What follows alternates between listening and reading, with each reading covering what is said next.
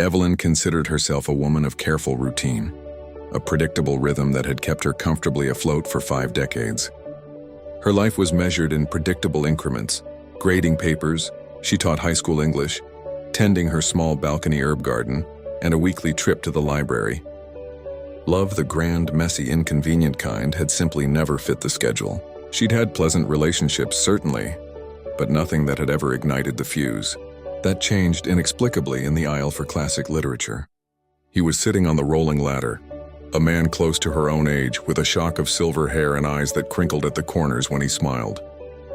He was struggling to reach a worn copy of the Odyssey. "Might need a hero for that, sir," Evelyn said, a dry, unexpected wit escaping her lips before she could censor it. He laughed, a deep, resonant sound that seemed to vibrate the floorboards. "My strength is clearly not what it once was.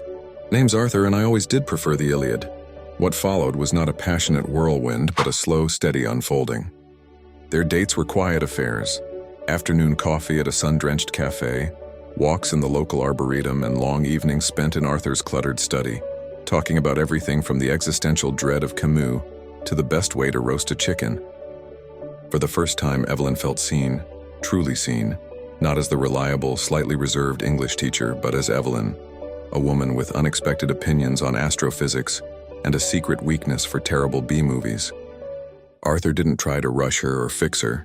He simply listened, his hand occasionally resting on hers in a way that felt both grounding and electrifying. The moment she knew this was it, the great, long-awaited feeling, was on her 51st birthday. Arthur had cooked dinner. As she watched him, flour dusted on his cheek, intently studying a recipe for French onion soup, a wave of warmth washed over her. It wasn't infatuation. It was a deep, undeniable sense of belonging. Her chest, which had felt like a neat, locked box for so long, had finally sprung open. She realized falling in love for the first time at 51 wasn't about missing out on youth. It was about the profound joy of a connection that arrived precisely when she was whole enough to appreciate its depth. It was a mature, rich, and utterly bewildering emotion. Later that evening, as they stood on her balcony, looking at the city lights, Arthur gently pushed a strand of silvering hair from her face. "You look absolutely radiant, Evelyn." She leaned into his touch, the predictable rhythm of her life finally giving way to a new, thrilling melody.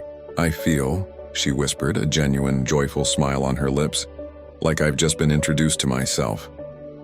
"What do you think Evelyn and Arthur's first big trip together should be?"